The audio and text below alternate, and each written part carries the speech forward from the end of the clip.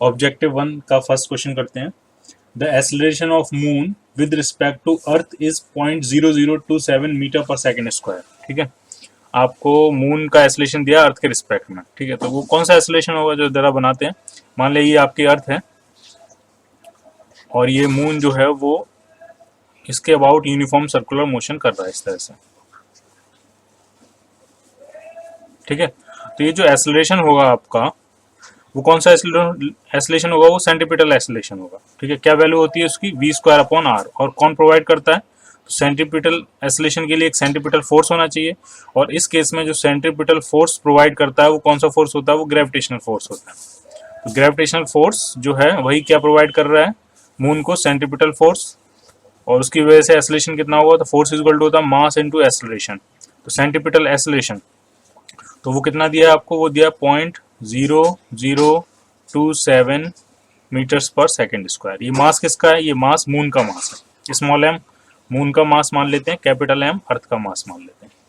ठीक है, उसके बाद वो कह रहा है कि and the acceleration of an apple falling on the earth surface.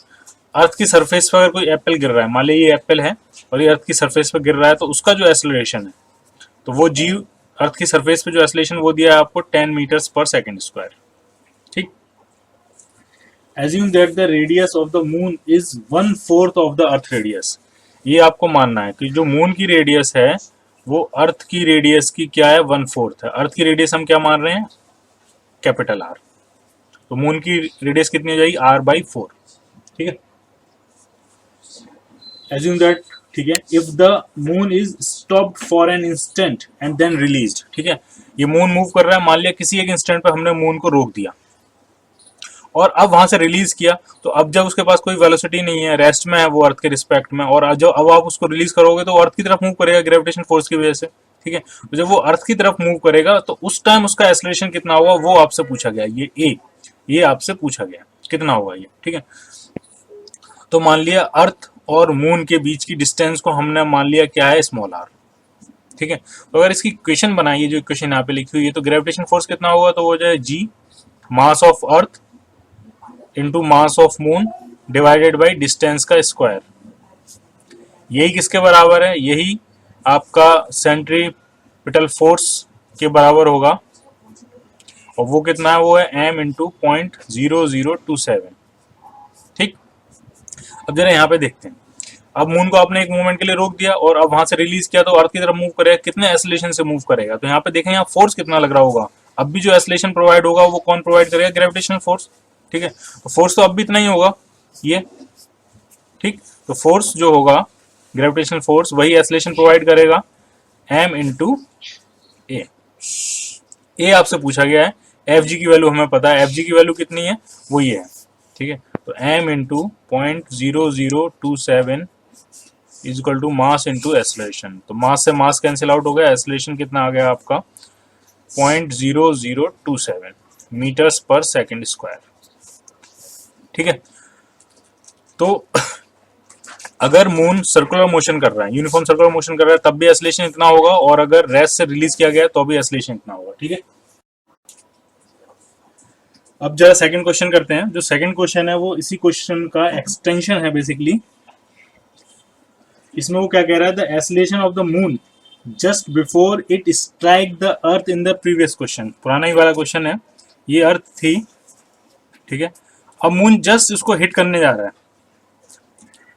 ठीक है, जस्ट हिट करने वाला है, उस मोमेंट पे मून का एक्सेलरेशन कितना होगा। ठीक है, तो जरा आप ढंग से देखो, अर्थ का रेडियस हमने क्या माना था, आर। मून का रेडियस कितना था, r/4। तो अब दोनों के सेंटर्स के बीच का जो सेपरेशन होगा वो ऑलमोस्ट कितना होगा, तो वो होगा r प्लस r/4, यानी ये हो गया 5r/4। ठीक है, जस्ट हिट करने वाला है, जस्ट। ठीक है, तो सेपरेशन कितना हो गया, 5r/4। तो अब पूछा यहाँ पे एक्सेलरेशन कितना होगा, तो हम पहले फोर्स निकालेंगे, और फोर्स इज इक्वल टू क्या होता है, मास इंटू एक्सेलरेशन। ए डैश क्या देते हैं इसको। फोर्स कितना होगा, तो ग्रेविटेशन फोर्स होगा, तो वो होगा G mass of earth into mass of moon divided by distance का स्क्वायर। डिस्टेंस अब आर नहीं है, 5r/4 है, is equal to mass into acceleration. ये एक्सेलरेशन हमें फाइंड करना है। ये एम से एम कैंसिल आउट हो गया, तो ये जो एक्सेलरेशन ए डैश आ रहा है वो आ रहा है आपका G M upon R square, तो ये हो ही गया। बाकी ये 25 अपॉन ये 16 हो जाएगा, इसका आप स्क्वायर करोगे तो 5 का स्क्वायर 25, 4 का स्क्वायर 16, 25 अपॉन 16, 16 ऊपर पहुंच जाएगा, ये हो जाएगा 16 अपॉन 25। ठीक है। अच्छा, ये वैल्यू क्या दी है आपको? ये जो वैल्यू है ये आपको क्वेश्चन में पहले ही दी थी। उसने कहा था कि जो एप्पल अगर अर्थ की सरफेस पे गिरता है तो उसका एक्सेलरेशन कितना दिया था, 10 मीटर पर सेकंड स्क्वायर। यानी अर्थ की सरफेस पे जो एक्सेलरेशन होगा, जिसको हम G M upon R square लिखते हैं, तो उसकी वैल्यू आपको दी है 10 मीटर पर सेकंड स्क्वायर। तो ये वैल्यू यहाँ अगर हम पुट करें, बाकी आपको सॉल्व कर लेना, 5 2 32/5 6.4 मीटर्स पर सेकंड स्क्वायर। तो जब मून जस्ट अर्थ को हिट करने वाला होगा उससे जस्ट पहले उसका एक्सेलरेशन कितना होगा, 6.4 मीटर्स पर सेकंड स्क्वायर। अब जरा क्वेश्चन नंबर 3 करते हैं, third question, objective 1 gravitation. Suppose the acceleration due to gravity at the earth surface is 10 metre per second square. ठीक है, ये मान लिया अर्थ है और अर्थ की सरफेस पे जो एक्सेलरेशन है वो आपको दिया है 10 metres per second square, and at the surface of Mars it is 4 metre per second square. और ये मान लिया मार्स है कहीं। ठीक है, उसका एक्सेलरेशन कितना है, 4 metres per second square Mars. ये 60 kg passenger goes from earth to the Mars in a spaceship moving with a constant velocity. ठीक है, एक पैसेंजर है, ठीक है, उसका मास आपको 60 kg दिया है और वो कांस्टेंट वेलोसिटी से अर्थ की सरफेस से मार्स की सरफेस की तरफ मूव करता है, इस तरह से। ठीक है, बाकी सारे जो स्काई में ऑब्जेक्ट्स हैं उन सबका इफेक्ट हमें निगलेक्ट कर देना है। Which part of figure best represent the weight, weight मतलब net gravitational force of the passenger as a function of time. ठीक है, बेसिकली हमें वेट वर्सेस टाइम का ग्राफ ड्रॉ करना है। जब ये मूव कर रहा है, जैसे जैसे आगे मूव करता जाएगा, टाइम बढ़ता जाएगा, उसका जो वेट है वो टाइम के साथ किस तरह से वेरी करेगा, वो हमें ग्राफ क्या करना है, ड्रॉ करना है। ठीक है, तो मान लिया ये आपकी हॉरिजॉन्टल एक्सिस, ये टाइम एक्सिस है, और ये मान लिया वेट की वैल्यू है। वेट का बेसिकली मैग्नीट्यूड है, क्योंकि वेट एक फोर्स होता है और फोर्स जो है एक वेक्टर क्वांटिटी। हम यहाँ पे सिर्फ क्या देखेंगे, उसका मैग्नीट्यूड। ठीक है, तो अर्थ की सरफेस पे अगर हम देखें तो वेट कितना होगा। ठीक है, तो अर्थ की सरफेस जब हम अर्थ के क्लोज होंगे तो जो ओवरऑल इफेक्ट होगा वो बस अर्थ के ग्रेविटेशनल फील्ड का होगा। मार्स का ग्रेविटेशनल फील्ड का इफेक्ट यहाँ पे ऑलमोस्ट क्या हो जाएगा, 0। तो अर्थ के ग्रेविटेशनल फील्ड का इफेक्ट कितना होगा, कितना वेट होगा, तो अर्थ की सरफेस पे जो वेट होगा, वेट ऑन अर्थ, तो हो जाएगा mass into acceleration due to gravity on the surface of earth. Acceleration due to gravity on the surface of earth, GE कह देते हैं इसको। G की वैल्यू कितनी दी है, 10, मास है 60, तो अर्थ की सरफेस पे जो वेट होगा वो होगा 600 न्यूटन। ठीक, मार्स की सरफेस पे वेट देखते हैं, तो मास तो वही रहेगा, मास तो चेंज नहीं करता है, लेकिन ग्रेविटी की वैल्यू जरूर चेंज कर जाएगी। मास तो आपका 60 है, ग्रेविटी वहां पे कितनी है, 4, तो ये 240 न्यूटन। ठीक, अर्थ की सरफेस पे वेट 600 न्यूटन, मार्स की सरफेस पे वेट 240 न्यूटन। ठीक है, अभी वेरी कैसे करेगा वो देखते हैं। मान लीजिए जब हम अर्थ की सरफेस पे होगा पैसेंजर, तो वेट कितना होगा, 600 न्यूटन, यानी ग्राफ आपका स्टार्ट होगा यहाँ से 600 न्यूटन से। ठीक, अब जैसे जैसे ये अर्थ से दूर हटता जाएगा तो अर्थ का ग्रेविटेशनल फील्ड कम होता जाएगा और मार्स का ग्रेविटेशनल फील्ड बढ़ता चला जाएगा। जैसे मान लिया यहाँ पे, तो अर्थ की वजह से फोर्स इधर लग रहा होगा, मार्स की वजह से फोर्स इस तरफ लग रहा होगा। अर्थ का जो फोर्स है वो कम होता जाएगा, मार्स का ग्रेविटेशन फोर्स धीरे धीरे बढ़ता जाएगा, और एक मोमेंट आगे बढ़ते बढ़ते एक ऐसा पॉइंट आएगा जहाँ पे अर्थ का ग्रेविटेशनल फोर्स और मार्स का ग्रेविटेशनल फोर्स दोनों एक दूसरे को कैंसिल आउट कर देंगे। तो उस मोमेंट पे उस पर जो नेट ग्रेविटेशनल फोर्स होगा due to both earth and mass का नेट, तो वो क्या हो जाएगा, 0। यानी उस मोमेंट पे उसका जो वेट होगा वो क्या हो जाएगा, 0। ठीक, तो ये डिक्रीज करेगा 600 न्यूटन से, ये डिक्रीज करता जाएगा, डिक्रीज करता जाएगा, डिक्रीज करता जाएगा, और एक मोमेंट ऐसा आएगा जब वो क्या हो जाएगा, 0। ठीक। उसके बाद जब आप आगे बढ़ोगे, अब मार्स का जो इफेक्ट है वो बढ़ना शुरू हो जाएगा और अर्थ का इफेक्ट कम होना शुरू हो जाएगा। तो नेट वेट उसका क्या होगा, इंक्रीज होना शुरू हो जाएगा। किस डायरेक्शन में, मार्स की डायरेक्शन में। और मार्स की सरफेस तक पहुंचते पहुंचते जो है उसका वेट कितना हो जाएगा, 240 न्यूटन, क्योंकि मार्स की सरफेस में हम मान लेंगे कि अर्थ का इफेक्ट ऑलमोस्ट क्या हो गया, निग्लिजिबल हो गया। तो ये जीरो से अब बढ़ेगा ऊपर, और ये कहां तक बढ़ेगा मैक्सिमम, तो ये बढ़ेगा आपका 240 न्यूटन तक।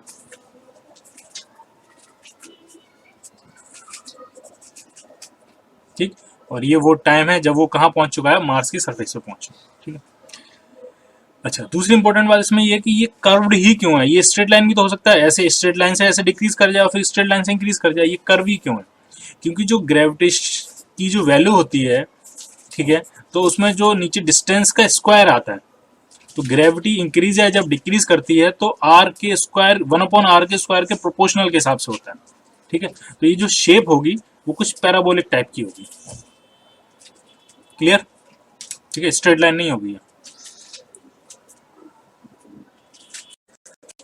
नेक्स्ट क्वेश्चन, फोर्थ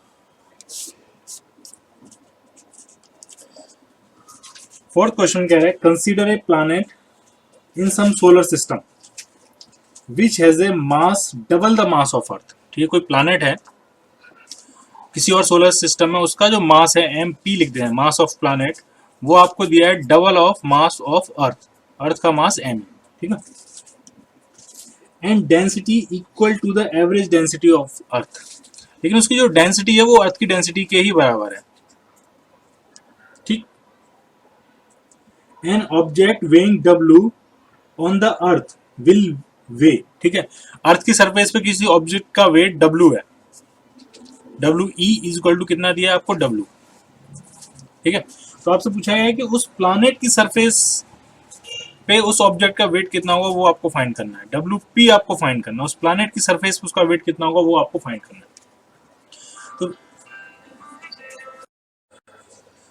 तो इस क्वेश्चन में बेसिकली आपको ये फाइंड करना है कि उस प्लैनेट पे जो एसिलेशन ड्यू टू ग्रेविटी होगा वो अर्थ के कंपेरेटिवली कितना होगा, क्योंकि जो वेट होता है, वेट तो मास इंटू एसिलेशन ही होता है, m इंटू जी होता है प्लैनेट की सरफेस पे वेट। तो सरफेस पे ये जो जी की वैल्यू है ये किस तरह से अर्थ के रिस्पेक्ट में कितनी है, वो उससे ज्यादा है तो कितनी ज्यादा है, किस फैक्टर से ज्यादा है, वो हमें बेसिकली फाइंड करना है। ठीक है, जरा ढंग से देखो आप, जो जी होता है आपका वो होता है आपका GM/r²। ठीक। हमें रेडियस के बारे में इंफॉर्मेशन नहीं है, हमें मास के बारे में इंफॉर्मेशन है और हमें डेंसिटी के बारे में इंफॉर्मेशन है। ठीक है। तो ये जो रेडियस का फैक्टर है वो यहाँ से हम डेंसिटी और मास में कन्वर्ट करते हैं। ठीक है। तो क्या रिलेशन होता है, जो मास होता है आपका वो होता है डेंसिटी इंटू वॉल्यूम। वॉल्यूम कितना होगा, 4/3 πr³। ठीक है।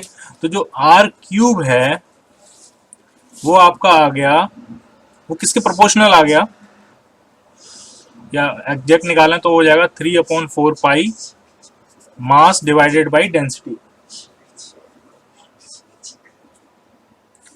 तो R कितना हो गया, तो R आपका हो गया इस पूरे फैक्टर का 1/3। ठीक है, 3m/4 पाई रो। तो R² कितना हो जाएगा, तो R² हो जाएगा इस पूरे फैक्टर का, यहीं लिख देते हैं, R² हो जाएगा इस पूरे फैक्टर का 2/3। ठीक है। तो ग्रेविटी जो आपकी आ रही है वो आपकी आ रही है GM/r² की जगह ये सारा पुट कर देते हैं। तो ये जो कांस्टेंट है 3/4 पाई उसको एज इट इज रहने देते हैं कि पावर 2/3, और जो बाकी आपका बचा तो वो क्या बचा, मास की पावर 2/3 और डेंसिटी की पावर 2/3 नीचे, तो ऊपर जाके हो जाएगा डेंसिटी की पावर 2/3। तो G आ गया सम कांस्टेंट, ठीक है, कुछ कांस्टेंट है, इनटू मास की पावर कितनी है, तो ये 1 है, ये 2/3 है, तो मास की पावर 1/3 इनटू डेंसिटी की पावर 2/3। अब यहां से साफ दिख रहा है कि ग्रेविटी मास और डेंसिटी के साथ कैसे वेरी करती है। ठीक है, डेंसिटी तो दोनों की बराबर है, ठीक है, तो इससे तो कोई इफेक्ट आएगा नहीं, सिर्फ मास से इफेक्ट आएगा।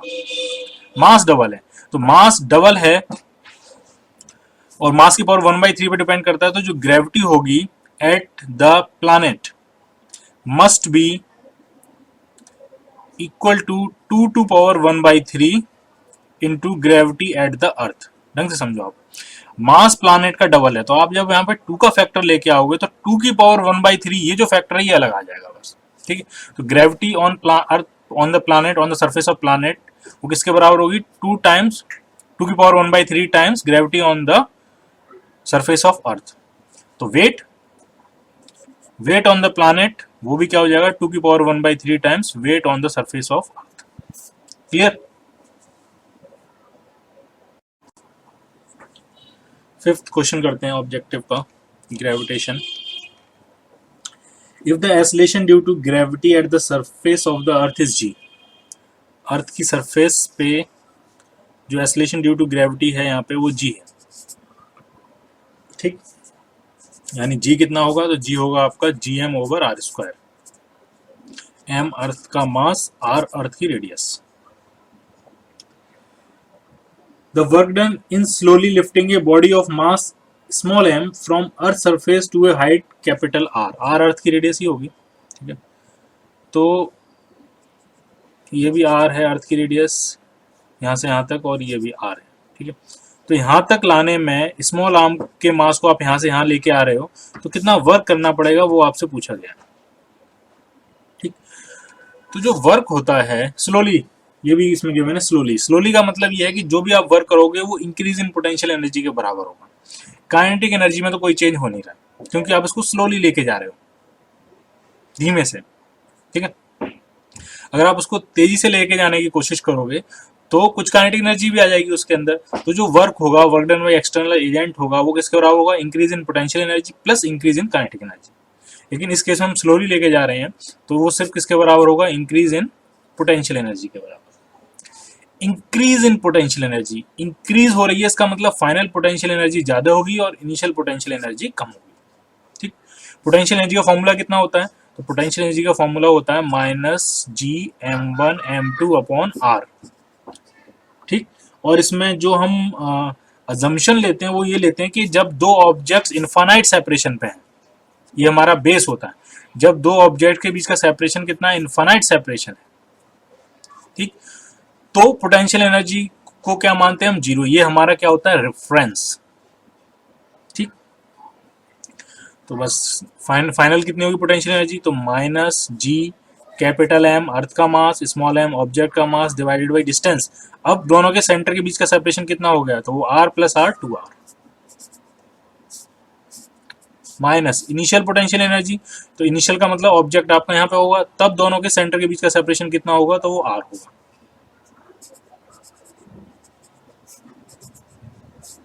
बस इसी को थोड़ा सॉल्व कर लेते हैं। तो ये माइनस माइनस प्लस हो जाएगा, माइनस ये माइनस ही रहेगा। जब आप इसको माइनस करोगे तो ये आ जाएगा gmm/2r। ठीक, हमें स्मॉल g के टर्म्स में कन्वर्ट करना है तो क्या करते हैं? एक r से ऊपर मल्टीप्लाई कर लेते हैं, एक नीचे मल्टीप्लाई कर देते हैं। ठीक है, तो ये क्या बन गया आपका? तो ये जो आपका बन गया वो बन गया acceleration due to gravity small g। तो ये आपका आ गया mgr/2। ठीक, नेक्स्ट क्वेश्चन करते हैं sixth. A person bring a mass of 1 kg from infinity to a point ए।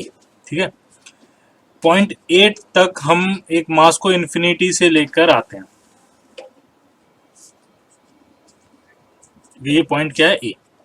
कितना मास लेके आ रहे हैं? तो जो मास है वो आपका 1 kg है।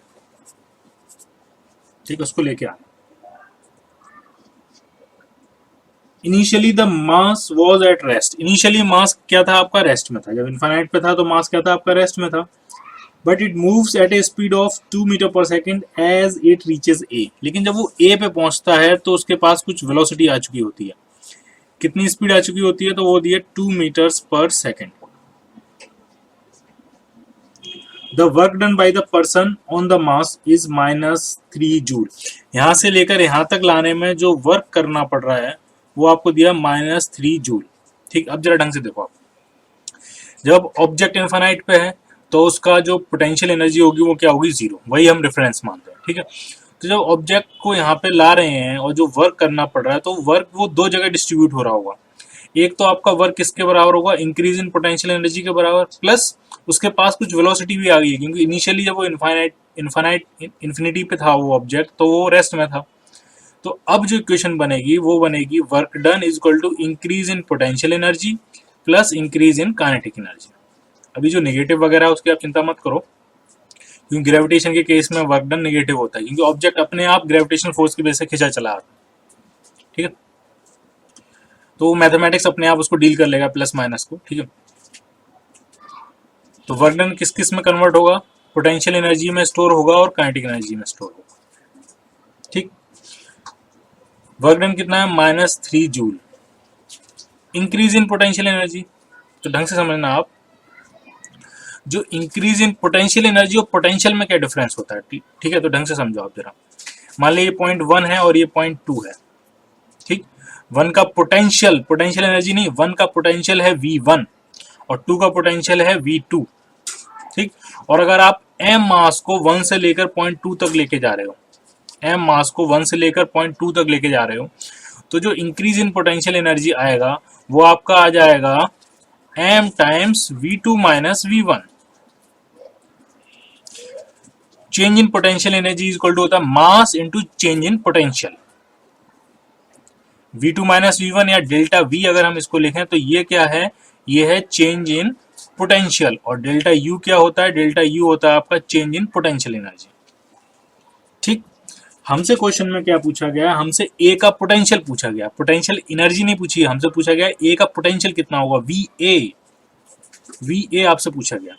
और इन्फिनिटी से लेके आ रहे हैं, तो इन्फिनिटी का पोटेंशियल हम रेफरेंस पॉइंट, तो उसको हम क्या मानते हैं, 0 मानते हैं। क्लियर, तो चेंज इन पोटेंशियल एनर्जी को क्या लिखेंगे, m times change in potential. तो m change in potential VA minus V infinity plus change in kinetic energy कितना होगा, तो यहाँ पे तो काइनेटिक एनर्जी 0 थी, यहाँ पे काइनेटिक एनर्जी कितनी होगी, तो वो हो जाएगी हाफ mv²। v कितना दिया था, वो 2 मीटर पर सेकेंड का स्क्वायर। ठीक, बस अब सॉल्व कर लेते हैं। -3 जूल, मास आपका 1 kg है, VA है, V इंफिनिटी 0 तो उसको छोड़ देते हैं, प्लस मास 1 kg है, ये 2 से 2 कैंसिल हो जाएगा तो +2 आ जाएगा। ये किस में होगा, जूल्स में।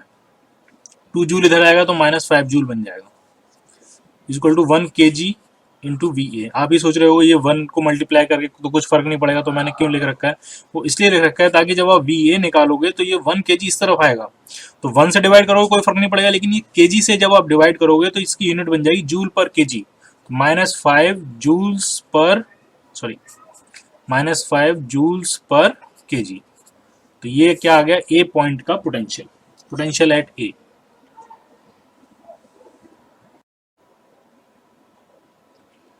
सेवेंथ क्वेश्चन करते हैं। Let V and E be the gravitational potential and gravitational field at a distance small r from the center of a uniform spherical shell।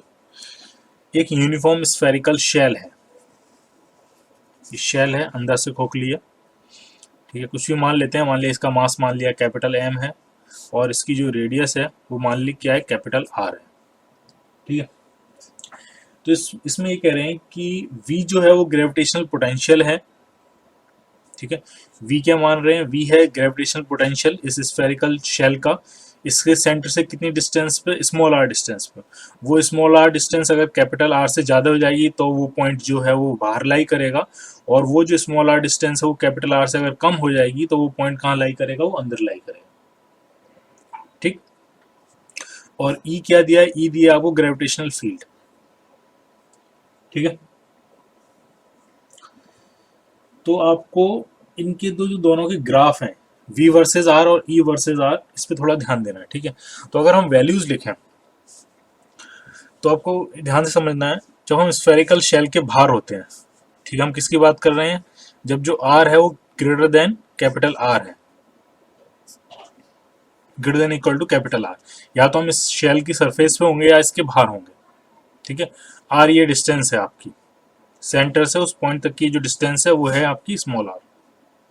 ठीक, तो अगर वो कैपिटल R के बराबर या उससे बड़ा है तो इसका मतलब हमारे जो पॉइंट होगा वो शेल पे लाई करेगा या शेल के बाहर लाई करेगा। तो जब भी कोई पॉइंट शेल के बाहर होता है तो शेल ऐसे बिहेव करती है जैसे कि पॉइंट मास हो और वो कहाँ कंसंट्रेट हो, उसके सेंटर पे। ठीक, यानी ये जो पूरा पॉइंट मास है ये कहाँ कंसंट्रेट हो, इसके सेंटर पर, इस तरह से बिहेव करेगी। तो अगर यहाँ पे अगर पॉइंट मास कंसंट्रेट है तो उसकी वजह से पोटेंशियल कितना होगा, तो पोटेंशियल आपका होगा -Gm/r। ठीक, पॉइंट मास की वजह से r डिस्टेंस पे पोटेंशियल कितना होता है, -Gm/r। और पॉइंट मास की वजह से r डिस्टेंस पे ग्रेविटेशनल फील्ड कितना होता है, तो वो भी होता है आपका Gm/r²। ठीक, ये किसके लिए, जब r क्या है आपका कैपिटल R से बड़ा है। ठीक, अब अगर r आपका कैपिटल R से छोटा हो जाए, मतलब अब जो पॉइंट होगा वो कहाँ लाई करेगा, शेल के अंदर। शेल के अंदर जो ग्रेविटेशनल फील्ड होता है वो जीरो होता है। ठीक है, ध्यान रखना है आपको, शेल के अंदर जो ग्रेविटेशनल फील्ड होता है वो क्या होता है, जीरो होता है। ठीक है, ये फॉर्मूला कब चलेगा, जब आप शेल के बाहर होंगे या शेल के सरफेस पे होंगे। लेकिन जैसे ही आप शेल के अंदर जाएंगे तो ग्रेविटेशनल फील्ड कितना हो जाता है, जीरो। लेकिन शेल के अंदर जो पोटेंशियल होता है, ढंग से समझना है, शेल के अंदर जो पोटेंशियल होता है वो वही होता है जो शेल की सरफेस पे होगा पोटेंशियल। यानी पोटेंशियल की वैल्यू सरफेस पे या अंदर किसी भी पॉइंट पे, इन सारे पॉइंट्स पे पोटेंशियल क्या होगा, सेम। इन सारे पॉइंट्स पे ग्रेविटेशनल फील्ड कितना होगा, तो वो होगा जीरो। लेकिन पोटेंशियल सारी जगह क्या होगा, सेम वैल्यू होगी उसकी। और वो वैल्यू किसके बराबर होगी, वो वैल्यू वही होगी जो वैल्यू उसकी सरफेस पे। और सरफेस पे पोटेंशियल कितना होगा, तो फॉर्मूला यही होगा, बस यहाँ पे सरफेस के लिए आर की वैल्यू कैपिटल आर के बराबर हो जाएगी, तो -Gm/R। ठीक है, तो ये, अब तो अगर हम ग्राफ ड्रॉ करें या यहीं से कंटिन्यूटी डिसकंटिन्यूटी यहीं पता लग जाएगी। हम इस पॉइंट इस पे देख रहे हैं R=R पे। ठीक, ये R से ज्यादा के लिए, R से कम के लिए। ठीक है, हम यहाँ पे देख रहे हैं इस पॉइंट पे क्या कर रहा है फंक्शन। ठीक है, तो अगर ग्राफ भी ड्रॉ कर लें, ये आपका पोटेंशियल वर्सेस आर का ग्राफ है और ये है रेडियस स्फीयर की, R=R। सेंटर पे पोटेंशियल कितना है, अगर हम इस रीजन में होंगे, इस रीजन का मतलब हम स्फीयर के अंदर हैं, जब हम इस रीजन में चले जाएंगे तो इसका मतलब स्फीयर के हम बाहर आ गए। उसके सेंटर पोटेंशियल कितना है, तो सेंटर पोटेंशियल है -Gm/R। ये, ठीक है, सेंटर मतलब अंदर पॉइंट, और अंदर सभी पॉइंट्स पे पोटेंशियल क्या है, सेम है, वो कितना है, -Gm/R। अब हम सेंटर से थोड़ा आगे बढ़ेंगे तो भी पोटेंशियल कितना रहेगा, -Gm/R। यहाँ पे भी -Gm/R, -Gm/R यहाँ तक। ठीक है, यानी सेंटर से लेकर उसकी सरफेस तक जो पोटेंशियल की वैल्यू है उसमें कोई वेरिएशन नहीं आ रहा है, वो वही है, -Gm/R, फिक्स है ये। तो ये वैल्यू फिक्स यहाँ तक, सरफेस तक। लेकिन जैसे ही अब आप सरफेस तक आ गए हो, आप सरफेस से जैसे ही बाहर निकलोगे, आगे की तरफ बढ़ोगे, अब पोटेंशियल इस इक्वेशन से गवर्न होगा। और ये इक्वेशन क्या कहती है, -Gm/r। और जैसे ही आप बाहर की तरफ जाते जाओगे, स्मॉल आर की वैल्यू क्या होती जाएगी, बढ़ती चली जाएगी। स्मॉल आर की वैल्यू बढ़ती चली जाएगी तो पोटेंशियल की वैल्यू क्या होती जाएगी, कम होती चली जाएगी। तो ये इस तरह से। ठीक, और ये इस तरफ निगेटिव वैल्यू है पोटेंशियल की, इसलिए मैंने ऊपर बनाया है। इस तरफ पोटेंशियल क्या होगा, ये पॉजिटिव एक्सिस इधर है, इधर कौन सी एक्सिस है, ये निगेटिव एक्सिस है। अगर आप नेगेटिव एक्सिस नीचे बनाओगे तो ये ग्राफ पलट के नीचे आ जाएगा। तो ये ग्राफ है पोटेंशियल वर्सेस डिस्टेंस का। क्लियर है, ध्यान रखना सभी पॉइंट्स पे, स्फेरिकल शेल के अंदर सभी पॉइंट्स पे ग्रेविटेशनल पोटेंशियल क्या होता है, सेम होता है। और वो कितनी वैल्यू होती है, -Gm/R। ये वही वैल्यू है जो वैल्यू कहाँ पे, उसकी सरफेस पे। ठीक, और लेकिन बाहर की तरफ आप बढ़ोगे तो वैल्यू क्या होती चली जाएगी, कम होती चली जाएगी। मैग्नीट्यूड उसका क्या होता चला जाएगा, कम होता चला जाएगा, इस इक्वेशन की हेल्प से। अब अगर इलेक्ट्रिक फील्ड का ग्राफ ड्रॉ करें,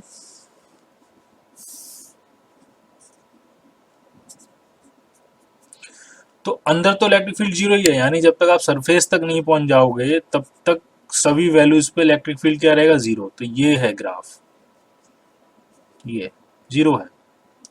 ठीक, लेकिन जैसे ही आप सरफेस पे आओगे एकदम से जंप मार के, सॉरी, ग्रेविटेशनल फील्ड कितना हो जाएगा, GM ओवर आर स्क्वायर। एकदम से जंप मार के ये ग्राफ यहाँ पहुंच जाएगा। ठीक, कितना है ये, GM ओवर आर स्क्वायर। लेकिन अब आप सरफेस पे हो तो आर की वैल्यू क्या पुट करोगे, कैपिटल आर, तो ये हो जाएगा GM over capital R square. और फिर जैसे ही आप सरफेस पे आगे की तरफ बढ़ोगे, ये आर की वैल्यू बढ़ती चली जाएगी, तो ग्रेविटेशनल फील्ड क्या होता चला जाएगा, कम होता चला जाएगा। ये भी कम हो रहा है, ये भी कम हो रहा है, लेकिन ये तेजी से कम होगा क्योंकि नीचे क्या है, यहाँ पे स्क्वायर का फंक्शन, ढंग से देखो। और ये इतनी तेजी से नहीं ड्रॉप करेगा क्योंकि यहाँ पे नीचे आर की पावर क्या है, 1 है। ठीक है, तो यहाँ से साफ दिख रहा है कि पोटेंशियल का जो ग्राफ है वो कॉन्टिन्यूस है, और इलेक्ट्रिक सॉरी ग्रेविटेशनल फील्ड का जो ग्राफ है वो क्या है, डिसकॉन्टिन्यूस है। नेक्स्ट 8th क्वेश्चन करते हैं। जो कुछ हमने 7th क्वेश्चन के लिए किया वही सब कुछ हमें फिर से रिपीट करना है, लेकिन 7th क्वेश्चन में जो ऑब्जेक्ट अंडर कंसिडरेशन था वो था आपकी स्फेरिकल शेल। ठीक है, लेकिन यहाँ पे जो है वो है सॉलिड स्फीयर। ठीक, तो अब जो है, अब है आपके पास एक सॉलिड स्फीयर।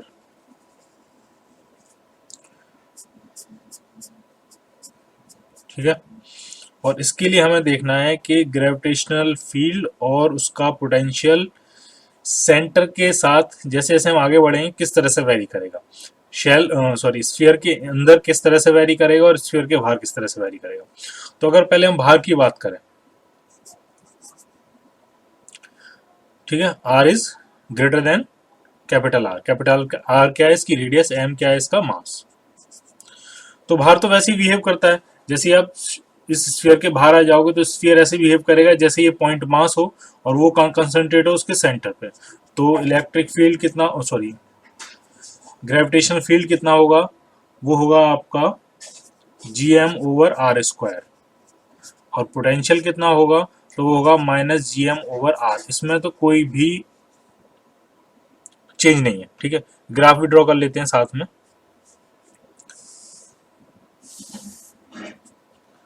ये आपका पोटेंशियल है,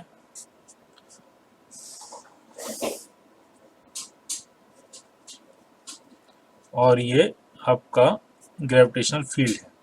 ठीक है, और इस साइड हमने क्या लिया, ये निगेटिव साइड लिया। ठीक है, इधर क्या होगा, ये पॉजिटिव होगा।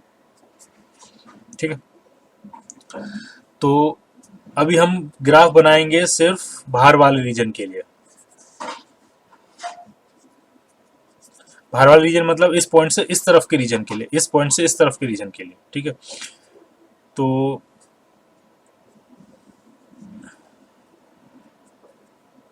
सरफेस पे वैल्यू क्या होगी, सरफेस पे अगर वैल्यू निकालनी है, सरफेस पे ग्रेविटेशनल फील्ड कितना होगा, सरफेस पे ग्रेविटेशनल पोटेंशियल कितना होगा, अगर वो वैल्यू आपको फाइंड करनी है तो हम r इक्वल टू क्या पुट कर देंगे, कैपिटल R।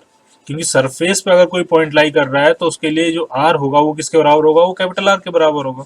तो आप इसमें r equal to capital R put करोगे तो ये हो जाएगा GM over capital R square. तो सरफेस पे जो फील्ड होगा वो होगा GM over are square. Surface पे जो पोटेंशियल होगा वो होगा -GM ओवर आर। ठीक, उसके बाद जैसे ही आप सरफेस से आगे की तरफ बढ़ोगे तो ये आर की वैल्यू बढ़ना स्टार्ट होना, इंक्रीज होना शुरू हो जाएगी, तो ये ग्रेविटेशनल फील्ड जो है वो कम होता शुरू हो जाएगा, तो वो वहां से डिक्रीज होता चला जाएगा। ठीक, इसी तरह से ये भी डिक्रीज करेगा। लेकिन ये तेजी से डिक्रीज करेगा, ये उतना तेजी से डिक्रीज नहीं करेगा। बात कर चुके हम, क्योंकि ये 1/r स्क्वायर के साथ वेरी कर रहा है और ये सिर्फ 1/r के साथ वेरी कर रहा है। r डबल होगा तो ये पोटेंशियल हाफ हो जाएगा, लेकिन जब यहाँ r डबल होगा तो फील्ड है, फील्ड जो है वो 1/4 टाइम्स हो जाएगा, वो ज्यादा डिक्रीज कर जाएगा। ठीक है, तो ये तो ग्राफ ऐसे रहेंगे। लेकिन जब आप अंदर जाओगे, अब हम शेल के सॉरी स्फीयर के अंदर है, r is less then capital R, यानी अब हम अंदर किसी पॉइंट की बात कर रहे हैं, तो शेल के केस में अंदर जो फील्ड था वो जीरो था। क्लियर, शेल के केस में अंदर पोटेंशियल वही होता है, अंदर किसी पॉइंट पे पोटेंशियल वही होता है जो शेल की सरफेस पे होता है। ठीक, लेकिन यहाँ पे ऐसा नहीं है। यहाँ पे जो फील्ड आता है जब हम इंटीग्रेशन से सॉल्व करते हैं तो वो आपका आता है G M R over R cube, पहले इसी को देख लेते हैं, G M R over R cube. ठीक, इसका क्या मतलब हुआ, इसका मतलब ये हुआ कि सेंटर पे फील्ड जो है वो जीरो होगा। देखो, अगर आप सेंटर की बात कर रहे हैं, सेंटर का मतलब आर की वैल्यू आप क्या पुट करोगे, जीरो, तो आर की वैल्यू जीरो पुट करते ही सब कुछ क्या हो जाएगा, जीरो। यानी सेंटर पे जो फील्ड होगा वो क्या होगा, जीरो। और सेंटर से जैसे आप दूर की तरफ बढ़ोगे फील्ड बढ़ना शुरू होगा, क्योंकि ये लीनियर रिलेशन है, ये तो सारा कांस्टेंट है। ये जो यहाँ लिखा हुआ है ये पूरा फैक्टर क्या है, कांस्टेंट है, सिर्फ ये वेरिएबल है। तो आर के साथ ई क्या कर रहा है, इंक्रीज कर रहा है। और कैसे इंक्रीज कर रहा है, लीनियरली इंक्रीज कर रहा है। अगर ये पूरा कांस्टेंट है तो ये relation y equal to M X type है। y एक वेरिएबल है, x एक वेरिएबल है, बाकी ये क्या है, कांस्टेंट है। और ये कांस्टेंट क्या होती है, उस स्ट्रेट लाइन की स्लोप। तो ये लीनियर रिलेशन होगा, यहाँ से स्ट्रेट लाइन सीधे जाएगी। अब हमें देखना है ये स्ट्रेट लाइन सीधे जाके क्या इस पॉइंट को मीट करेगी। ठीक, तो हम ये देखेंगे जब r equal to capital R होगा, मतलब हम जहाँ पे यहाँ से बढ़ते बढ़ते सरफेस की तरफ पहुंचेंगे, तो क्या सरफेस पे वैल्यू वही होगी जो जब हम इधर से सरफेस पे आते हैं तब वैल्यू होती है। यानी यहाँ से जो स्ट्रेट लाइन जाएगी क्या वो इस पॉइंट को मीट करेगी। तो सरफेस के लिए अगर हम r equal to R put करेंगे इसमें, तो आप देखो यार यहाँ से ढंग से क्लियर हो जाएगा आपको। जब यहाँ स्मॉल r की जगह आप कैपिटल R पुट करोगे तो एक कैपिटल R से एक कैपिटल R कैंसिल आउट हो जाएगा, तो क्या बचेगा, G M over capital R square. और सरफेस पे वैल्यू वही तो है, G M over capital R square. इसका मतलब ये जो स्ट्रेट लाइन यहाँ से जाएगी वो सीधे उस पॉइंट को टच करेगी, मीट करेगी। क्लियर। तो सॉलिड स्फीयर में अंदर इलेक्ट्रिक फील्ड लीनियरली इंक्रीज करता है। उस स्ट्रेट लाइन की स्लोप क्या है, उस स्ट्रेट लाइन की स्लोप है G M over R cube, ये उसकी स्लोप है। अगर ये एंगल थीटा है तो tan theta will be equal to G M over R cube. So inside the sphere the graph of electric field versus R distance, तो वो क्या होगा, that will be straight line का। ठीक, कहां तक पीक वैल्यू कहां पे होगी, पीक वैल्यू होगी उसकी सरफेस पे, वो वैल्यू कितनी है, GM over capital R square. उसके बाद फिर वो क्या करेगा, वो डिके करना, डिक्रीज होता चला जाएगा। ठीक, अब जरा पोटेंशियल पे देखते हैं। तो पोटेंशियल का मामला थोड़ा और कॉम्प्लिकेटेड है। जो पोटेंशियल होता है, यहाँ लिखता हूँ मैं, चलो यहाँ लिख देते हैं। जो पोटेंशियल होता है उसका जो फॉर्मूला ड्राइव होके आता है minus G M over 3r³ into, sorry, G M over 2r³ into 3r² minus r²। थोड़ा सा कॉम्प्लिकेटेड है। Minus G M over 2r³ into 3r² minus r²। ठीक, अब जरा देखें सेंटर पे क्या सीन होगा, सेंटर पे पोटेंशियल कितना होगा। ठीक, तो अगर आप r की वैल्यू जीरो पुट करोगे तो r की वैल्यू आप जीरो पुट कर दो यहाँ, तो ये तो जीरो हो गया। बाकी r² से r³, दो r कैंसिल आउट हो जाएंगे, एक r बचेगा। तो ये सेंटर पे जो पोटेंशियल आने वाला है वो आएगा आपका -3/2 GM ओवर r। सरफेस पे पोटेंशियल कितना था, सरफेस पे पोटेंशियल था -GM ओवर r, और सेंटर पोटेंशियल कितना है, 3/2 टाइम्स -GM ओवर r। इसका मतलब सेंटर पे जो पोटेंशियल होगा वो सरफेस पे के पोटेंशियल का 1.5 गुना है। तो यानी वो कहीं यहाँ लाई करेगा, ये वैल्यू होगी वो -3/2 टाइम्स GM ओवर r। ठीक, और ये यहाँ से यहाँ तक आएगा कैसे, ठीक है। अच्छा, अगर हम सरफेस पे निकालें तो कितना होगा, तो सरफेस के लिए r की वैल्यू क्या पुट करेंगे, कैपिटल R। तो 3r² माइनस r², तो ये 2r², तो 2r² और नीचे 2r³, तो 2 से 2 कैंसिल हो जाएगा, r² से एक r² कैंसिल हो जाएगा, सिर्फ r बचेगा। तो सरफेस पे तो वही आएगी -GM ओवर r। यानी आप इधर से अप्रोच करो सरफेस पे तो भी वैल्यू कितनी आएगी, -GM ओवर r, और आप अंदर से अप्रोच करोगे तो भी वैल्यू कितनी आएगी, -GM ओवर r। ठीक, इसका मतलब डिसकंटिन्यूटी नहीं है। डिसकंटिन्यूटी तब होती है जब राइट हैंड लिमिट और लेफ्ट हैंड लिमिट जो है वो अलग अलग आए। राइट हैंड से जब आप अप्रोच करो तो वैल्यू कहीं और पहुंचे, लेफ्ट हैंड से अप्रोच करो तो वैल्यू कहीं और पहुंचे। जैसे मान लिया कोई ग्राफ अगर इस तरह से है, अब देखो आप इसको यहाँ पे इस r इक्वल टू r पे अगर आप लेफ्ट हैंड से सॉरी राइट हैंड से अप्रोच कर रहे हो तो ये वैल्यू ये दे आ रही है, अगर आप इसको आप लेफ्ट हैंड से अप्रोच कर रहे हो तो ये वैल्यू ये आ रही है, और ये अगर ये दोनों वैल्यू अलग अलग हैं तो ग्राफ क्या होगा, डिसकंटिन्यूअस होगा। ठीक है, तो आप चाहे इस फॉर्मूले से आओ या फिर आप इस फॉर्मूले से आओ, आप इस फॉर्मूले से भी सरफेस पे आ सकते हो, आप इस फॉर्मूले से भी सरफेस पे आ सकते हो, दोनों से जो वैल्यू मिल रही है वो क्या मिल रही है, सेम। इसका मतलब ग्राफ डिसकंटिन्यूअस नहीं होगा। तो ये कुछ इस तरह से नीचे आएगा,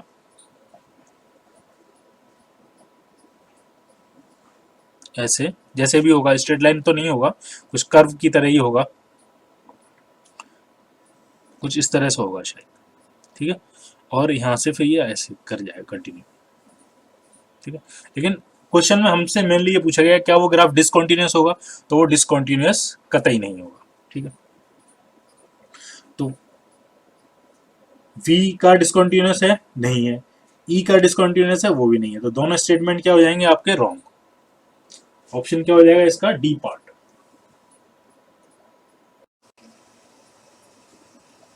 नेक्स्ट क्वेश्चन करते हैं, 9th। Take the effect of bulging of earth and its rotation in account. आपको दोनों चीजें अकाउंट में लेनी है, अर्थ का रोटेशन भी लेना है, उसकी बल्जिंग भी लेनी है। ठीक है, तो थोड़ा सा बल्ज की तरह बनाने की कोशिश करते हैं अर्थ को, ज़्यादा ही बल्ज हो गया लेकिन कोई नहीं, हमारे लिए चल जाएगा ये। और साथ में क्या और काउंट करना, अर्थ का रोटेशन। बल्जिंग का मतलब ये है कि इक्वेटर पे जो अर्थ की रेडियस होती है वो ज़्यादा होती है और पोल की जो रेडियस होती है वो कम होती है, कुछ 28 किलोमीटर का डिफरेंस होता है। ठीक है, इक्वेटर की रेडियस पोल की रेडियस से 28 किलोमीटर ज़्यादा होती है।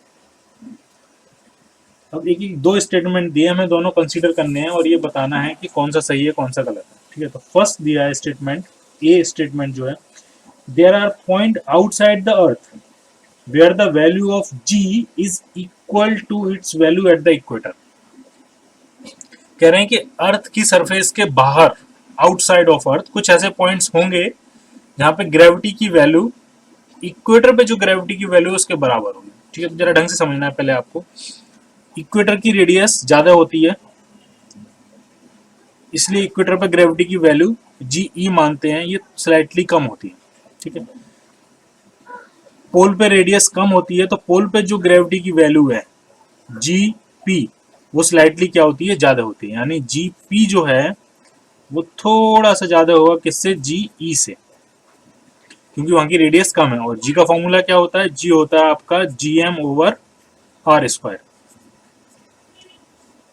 रेडियस कम हो जाएगी तो ग्रेविटी की वैल्यू ज्यादा हो जाएगी। ठीक है, और दूसरी चीज हम ये भी देख चुके हैं कि जैसे जैसे हम किसी स्फीयर से दूर हटते जाते हैं, एक्सेलरेशन ड्यू टू ग्रेविटी कम होता जाता है। ठीक है, एक्सेलरेशन ड्यू टू ग्रेविटी को आप ग्रेविटेशनल फील्ड भी कह सकते हो।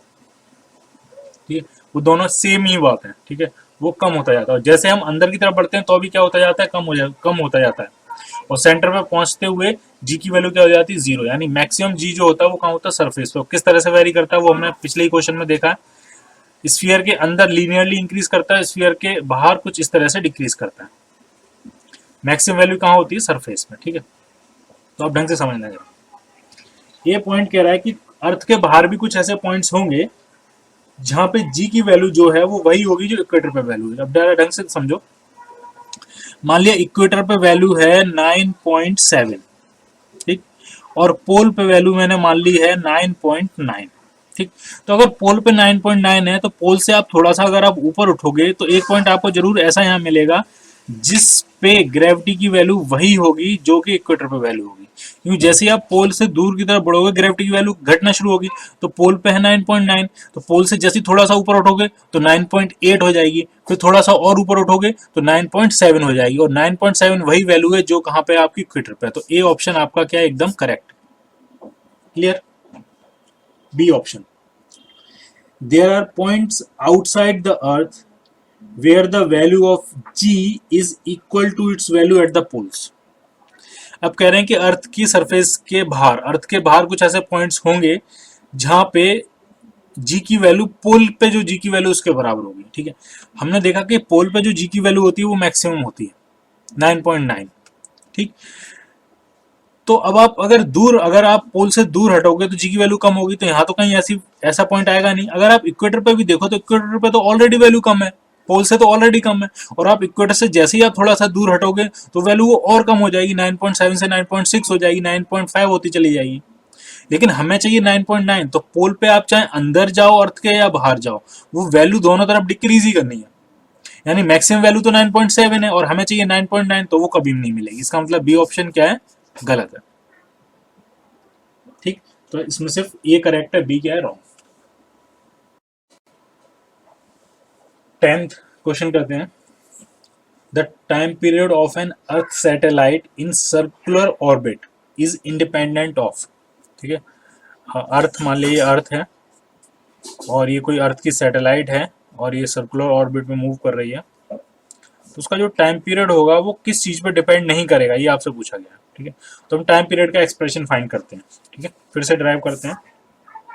तो मान लिया ये जो सेंटर से ये डिस्टेंस जो है वो मान लिया स्मॉल आर है, और ये एम मास की सैटेलाइट है, अर्थ का जो मास है वो कैपिटल एम मान लिया, और ये वी की स्पीड से, वी की ऑर्बिटल स्पीड से मूव कर रही है। ठीक, ऑर्बिटल स्पीड हम कैसे निकालते थे, तो हमें ये कहते थे कि जो अंदर की तरफ लगने वाला जो ग्रेविटेशनल फोर्स है वही इसको सेंट्रीपिटल एक्सेलरेशन प्रोवाइड करेगा।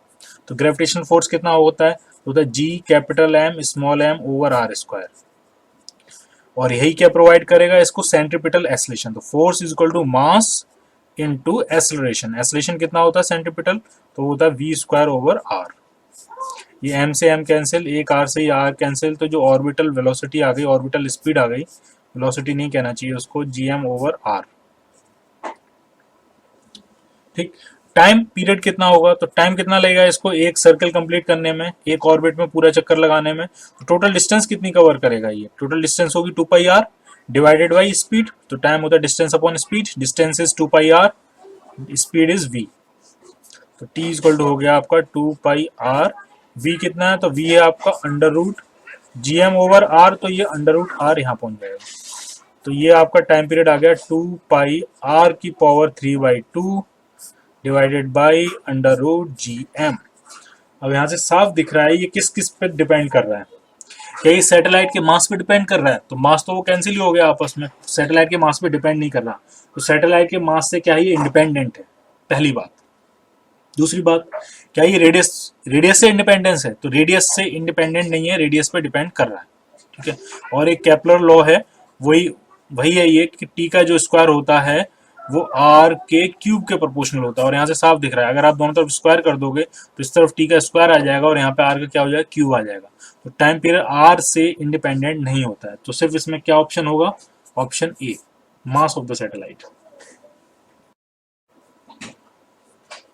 नेक्स्ट क्वेश्चन करते हैं 11th।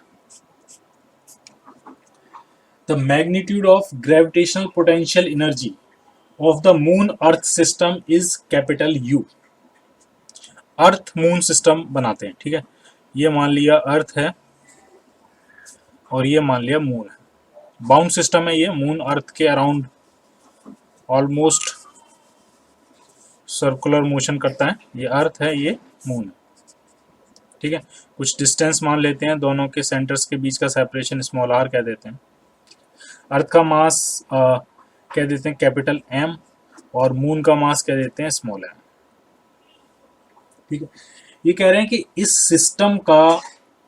सिस्टम की जो ग्रेविटेशनल पोटेंशियल एनर्जी है, ठीक है, बाउंड सिस्टम में, बाउंड सिस्टम का मतलब क्या होता है, जिस सिस्टम की टोटल एनर्जी क्या होती है, निगेटिव होती है। अभी सारी एनर्जी हम निकालेंगे, फिर से पोटेंशियल एनर्जी निकालेंगे सिस्टम की टोटल काइनेटिक एनर्जी निकालेंगे, दोनों को ऐड करके टोटल एनर्जी निकालेंगे और टोटल एनर्जी अपने आप निगेटिव आएगी। ठीक है, तो आपको अपने आप पता लग जाएगा कि सिस्टम क्या बाउंड सिस्टम है। जिस सिस्टम की टोटल एनर्जी निगेटिव होती है तो वो बाउंड सिस्टम होता है, जिस सिस्टम की टोटल एनर्जी पॉजिटिव होती है तो वो क्या होता है, वो फ्री सिस्टम होता है। ठीक है, तो पोटेंशियल एनर्जी अगर हम फाइंड करें तो जो पोटेंशियल एनर्जी होती है उसका फॉर्मूला क्या होता है, minus ji M1 M2 upon are. तो यहाँ जाएगा minus G capital M small m upon distance कितनी है आर। ठीक, अच्छा, ये होगी पोटेंशियल एनर्जी। लेकिन U जो है वो पोटेंशियल एनर्जी नहीं है, वो पोटेंशियल एनर्जी का मैग्नीट्यूड है। तो आपके लिए जो क्वेश्चन में U है या उसको चलो बाद में लिखेंगे, ठीक है। काइनेटिक एनर्जी निकालें तो काइनेटिक एनर्जी अर्थ के पास तो नहीं है, अगर हम इस सिस्टम को अर्थ के रिस्पेक्ट में देख रहे हैं तो अर्थ के पास तो नहीं है, जो भी होगी मून के पास होगी, ठीक है। तो काइनेटिक एनर्जी कितनी होगी, half M we square. M V मतलब कौन सी वेलोसिटी है इसके पास, तो ये ऑर्बिट में घूम रहा है तो इसके पास ऑर्बिटल वेलोसिटी है, उसको ऑर्बिटल स्पीड कहना चाहिए। और वो कितनी होती है, तो वो होती है under root G M over are. तो हाफ एम वी स्क्वायर करेंगे तो ये आ जाएगा G capital M over are. तो काइनेटिक एनर्जी आ गई आपकी G capital M small m over 2r। अब इन दोनों को आप देखो गौर से तो अपने आप समझ में आ रहा है आपको, काइनेटिक एनर्जी पॉजिटिव है, पॉजिटिव होनी भी चाहिए, पोटेंशियल एनर्जी नेगेटिव है, ठीक है। लेकिन आप टोटल एनर्जी निकालोगे, टी, टी मतलब टोटल एनर्जी, टाइम पीरियड नहीं है ये, यहाँ पे टोटल एनर्जी है, ठीक है। तो होगा पोटेंशियल प्लस काइनेटिक। आप इन दोनों को ऐड करो तो ये है minus G M M over r, और ये है plus G capital M small m over 2r। यहाँ से साफ दिख रहा है कि जो काइनेटिक एनर्जी है वो पोटेंशियल एनर्जी के मैग्नीट्यूड का आधा है। आप इन दोनों को ऐड करोगे तो ये आ जाएगा minus G M M over 2r। और ये कैसी है, निगेटिव। निगेटिव का मतलब सिस्टम कैसा है आपका, बाउंड सिस्टम है, ठीक। तो ये बात आपको ध्यान रखनी है।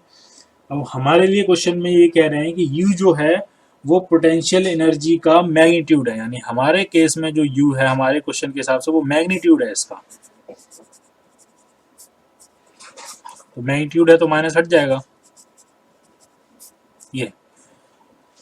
और काइनेटिक एनर्जी K है विद रिस्पेक्ट टू अर्थ, वो कितना है, G M M over 2r।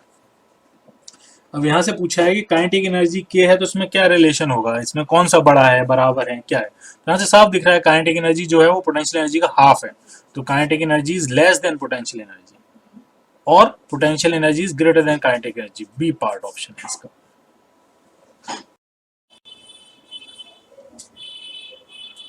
Next question करते हैं 12th। ये क्वेश्चन केपलर लॉ पे बेस्ड है, it is based on one of the Kepler law.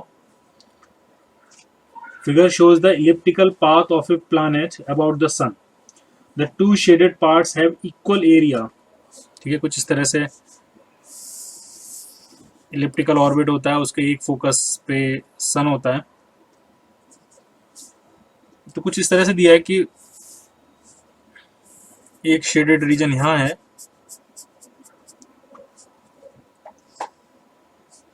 एक शेडेड रीजन यहाँ है। ये पॉइंट आपको दिया है ए, ये पॉइंट दिया है आपको बी, ये पॉइंट दिया आपको सी, और ये पॉइंट दिया आपको डी। क्वेश्चन कह रहे हैं the two shaded parts have equal area. इनका जो एरिया है वो इक्वल है, this area is equal to this area. If T1 and T2 be the time taken by the planet to go from A to B, A से B तक planet को आने में जो टाइम लगता है वो T1 है, और सी से डी तक आने में जो टाइम लगता है वो T2 है। प्लैनेट मूव कर रहा होगा सन के अबाउट, सी से डी तक आने में टाइम कितना लगता है T2, ए से लेकर बी तक जाने में टाइम कितना लगता है T1, और दोनों का एरिया क्या है, सेम है, ठीक है। तो आपको T1 और T2 में रिलेशन पूछा है कि क्या होंगे, बराबर होंगे। तो मैं फिर से रिपीट कर रहा हूँ, वो जो केपलर लॉ है कि किसी भी प्लैनेट का जो पोजीशन वेक्टर है किसके रिस्पेक्ट में, विद रिस्पेक्ट टू सन, ये जो वेक्टर है एस ए वेक्टर, ये जो पोजीशन वेक्टर है किसी भी प्लैनेट का, वो इक्वल टाइम में इक्वल एरिया ट्रांसफर्स करता है, ठीक।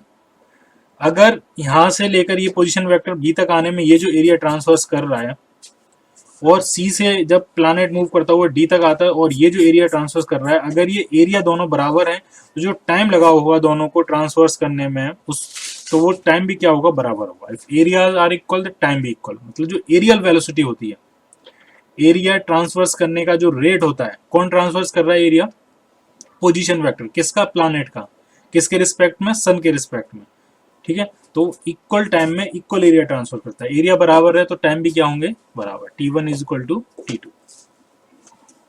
13th, a person sitting in a chair in a satellite feels weightlessness. ठीक है, कोई सैटेलाइट है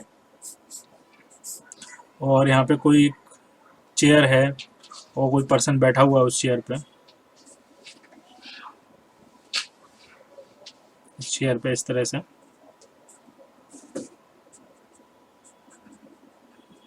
चेयर पे कोई पर्सन बैठा हुआ है, तो उसको वेटलेसनेस क्यों फील होती है? तो अभी हमने देखा था, या आपने लेक्चर में देखा होगा कि जो वेट है, फिर हमें क्या फील होता है? हमें फील होता है नॉर्मल रिएक्शन, और जब जब नॉर्मल रिएक्शन कम या जीरो होगा तो हमें वेटलेसनेस की फीलिंग आनी शुरू होगी।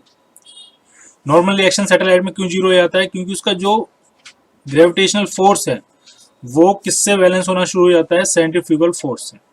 तो एफ जी इक्वल टू क्या हो जाता है? F C. तो यहाँ से लगने वाला नॉर्मल रिएक्शन क्या हो जाता है? वो हो जाता है जीरो। तो किसकी वजह से वेटलेसनेस फील होता है? इसलिए नहीं कि अर्थ ने अट्रैक्ट बंद करना कर रही है, अट्रैक्ट तो अर्थ कर रही है, इसलिए ताकि जो नॉर्मल फोर्स है वो जीरो हो जाता है। नॉर्मल फोर्स वेट को बैलेंस नहीं कर रहा है, वेट को कौन बैलेंस कर रहा है? Centrifugal force. ठीक है, तो क्या ऑप्शन हो जाएगा इसका? C part. ए गलत है, अर्थ स्टिल अट्रैक्ट कर रही है ऑब्जेक्ट्स को। बी गलत है, नॉर्मल फोर्स बैलेंस नहीं कर रहा है अर्थ के अट्रैक्शन को। सी ठीक है, normal force is zero. Fourth भी गलत है, last part. The person in satellite is not accelerated, it is accelerated, और एसलेशन इसका टुवर्ड्स अर्थ होता है। और कौन सा एसलेशन होता है? Centripetal acceleration. क्या वैल्यू होती है उसकी? V square upon R. ठीक,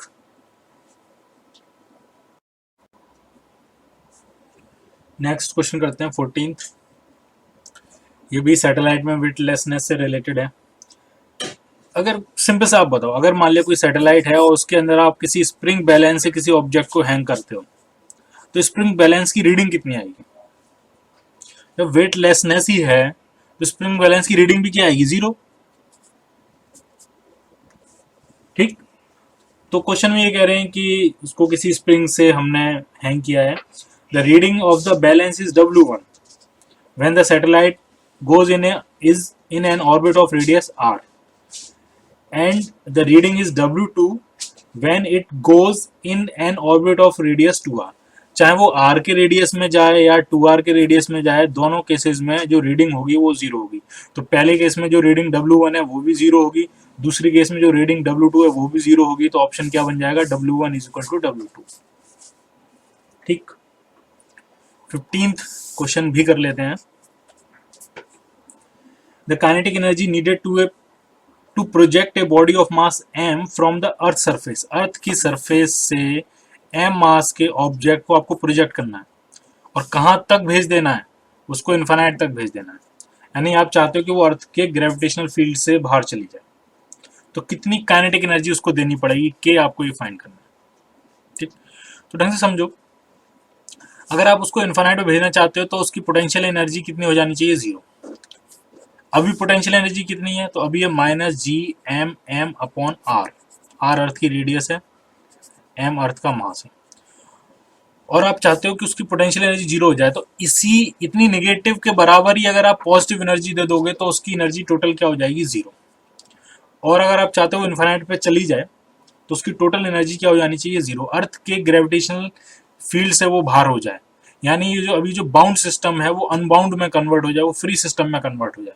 बाउंड सिस्टम की जो एनर्जी होती है, ठीक है, वो निगेटिव होती है, और इस केस में कितनी निगेटिव एनर्जी है? -Gmm/r, क्योंकि उसके पास ऑलरेडी अभी कोई काइनेटिक एनर्जी नहीं है, अभी वो रेस्ट में। आप चाहते हो उसको कितनी काइनेटिक एनर्जी दें ताकि वो एस्केप कर जाए? तो इतनी निगेटिव के बराबर अगर आप पॉजिटिव काइनेटिक एनर्जी दे दोगे तो वो एस्केप कर जाएगा। तो काइनेटिक एनर्जी इसी के मैग्नीट्यूड के बराबर आपको देनी पड़ेगी। ठीक, तो जरा सॉल्व करते हैं इसको। कितनी आएगी काइनेटिक एनर्जी? तो वो आ जाएगी Gmm/r।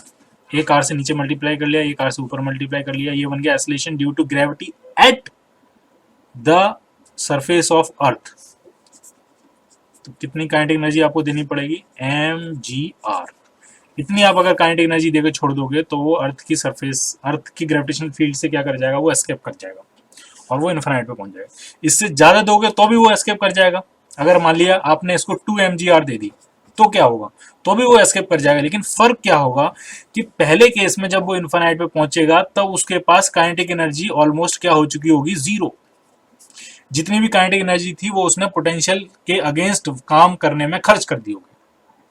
लेकिन जब आप उसको 2 mgr देके छोड़ोगे तो जब वो इन्फिनाइट पे पहुंच जाएगा तो उसके पास कुछ काइनेटिक एनर्जी बचेगी।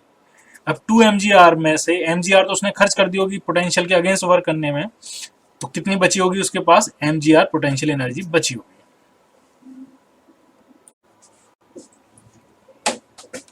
नेक्स्ट क्वेश्चन करते हैं 16th।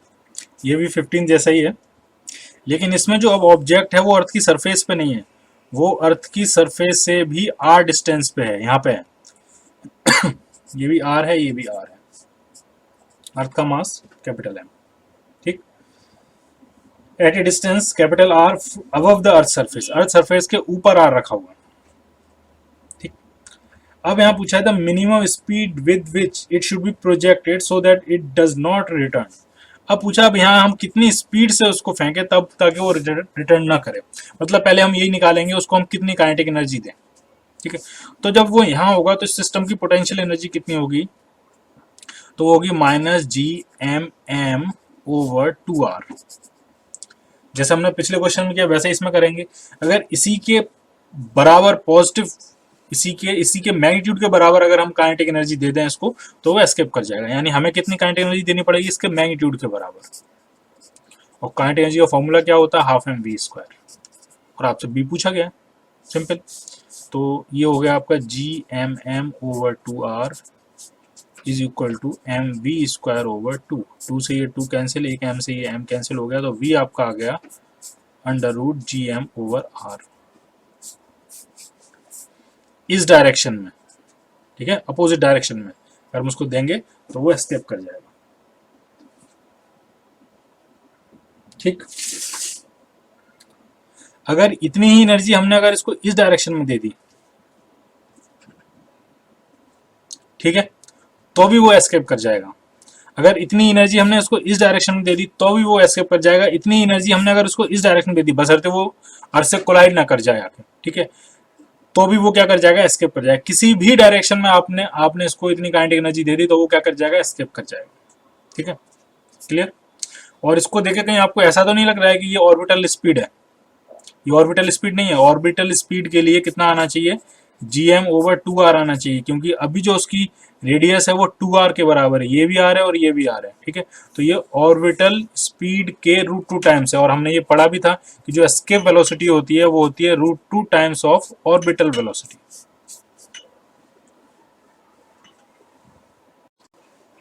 लास्ट क्वेश्चन करते हैं, 17th। A satellite is orbiting the earth close to its surface, ठीक है। मान लिया ये अर्थ है और इसके क्लोज एक सैटेलाइट ऑर्बिट कर रही है इस तरह से, ये मान लिया एक सैटेलाइट है। कितनी स्पीड होती है तो वो हमें पता है, ऑर्बिटल स्पीड होती है इसकी, ठीक है। कह रहे हैं क्लोज है ये, ठीक है। थोड़ा अगर अच्छे से बनाना चाहें तो ये मान लिया अर्थ है, तो ये काफ़ी क्लोज है, यहाँ पे है, मान लिया ये काफ़ी क्लोज है इस तरह से। ये सैटेलाइट ऑर्बिट कर रहा है। The escape speed from the earth is v। अर्थ से जो एस्केप स्पीड है, अगर अर्थ पे कोई ऑब्जेक्ट रखा है और उसको एस्केप कराना है तो कितनी स्पीड देनी पड़ेगी हमने उसको, v, ठीक है। अब आपको जो एस्केप कराना है, ये particle is to be projected from the satellite to just escape from the earth. आपको सैटेलाइट से एक पार्टिकल प्रोजेक्ट कराना है, तो ये पूछा गया है कि कितनी स्पीड से हम उसको प्रोजेक्ट कराएं ताकि वो एस्केप कर जाए, ठीक। तो वो जो स्पीड होगी वो v से ज्यादा होगी, कम होगी, इस बात पे ये आपको बताना है, ठीक है। तो आप ढंग से समझो, अभी सैटेलाइट मूव कर रही तो इसके पास अभी जो स्पीड होगी वो इस डायरेक्शन में होगी, कितनी होती है, तो वो ऑर्बिटल स्पीड होती है vo। अर्थ के करीब है तो अर्थ की रेडियस के बराबर ही इसकी ऑर्बिट की रेडियस मान सकते हैं, तो वो हो जाएगी GM/R, ठीक। एस्केप वेलोसिटी कितनी होगी, एस्केप वेलोसिटी होती है √2 टाइम्स GM/R, ठीक है। वो आपको ढंग से समझना है जरा।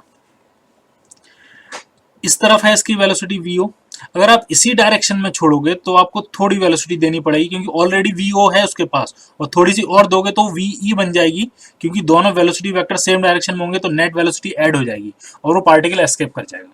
लेकिन अगर आपको इस डायरेक्शन में अगर आपने दी है तो अब वेलोसिटी वेक्टर एक दूसरे के अपोजिट हैं, तो अब जो आपको वेलोसिटी देनी पड़ेगी, इतनी वेलोसिटी देनी पड़ेगी ताकि वो vo को ओवरकम करके भी इतनी बच जाए कि वो v के बराबर हो जाए, ठीक है। ऐसे समझ लो, मान लिया ऑर्बिटल वेलोसिटी कुछ भी मान लेते हैं, मान लिया 10 थी, एस्केप वेलोसिटी √2 टाइम्स होगी तो मान लिया वो 14 होगी, मान लिया, ठीक है। तो अगर आप इस डायरेक्शन में दोगे तो ऑलरेडी 10 उसके पास है, तो आपको कितनी और देनी पड़ेगी, 4 और देनी पड़ेगी, तो 14 हो जाएगी और वो एस्केप कर जाएगा। लेकिन अगर आपने इस डायरेक्शन में उसको वेलोसिटी दी तो आपको 24 देनी पड़ेगी। क्यों 24 इसलिए देनी पड़ेगी ताकि 10 तो वो 10 तो वो कम करेगा पहले, वो तब 14 बचेगी और वो एस्केप कर जाएगा। अगर आपने उसे इस डायरेक्शन में वेलोसिटी दी तो आपको कुछ इस तरह से देनी पड़ेगी ताकि इन दोनों का जो रिजल्टेंट है वो 14 हो जाए, क्योंकि वेलोसिटी जो होती है वो वेक्टर क्वांटिटी होती है और नेट जो वेलोसिटी आएगी वो वेक्टर एडिशन का जो फॉर्मूला होता है उसके हिसाब से आएगी। ठीक है, तो कितनी वेलोसिटी देनी है वो v से ज्यादा भी हो सकती है, वो v से कम भी हो सकती है। अगर उसी डायरेक्शन में दे दी तो v से कम देनी पड़ेगी, उसके अपोजिट दे दिया आपने तो v से ज्यादा देनी पड़ेगी। तो ये किस बात पर डिपेंड करेगा, ये उसकी डायरेक्शन पर डिपेंड करेगा कि आप किस डायरेक्शन में उसको फेंक रहे हो। लेकिन अगर आपका पार्टिकल अर्थ पे रखा हुआ है, यानी उसके पास अभी तो कोई वेलोसिटी है नहीं, तो आप किसी भी डायरेक्शन में उसको v दोगे और वो क्या कर जाएगा, वो एस्केप कर जाएगा। अगर वो अर्थ पे रखा हुआ है, पूरी मान लिया अर्थ है, ठीक।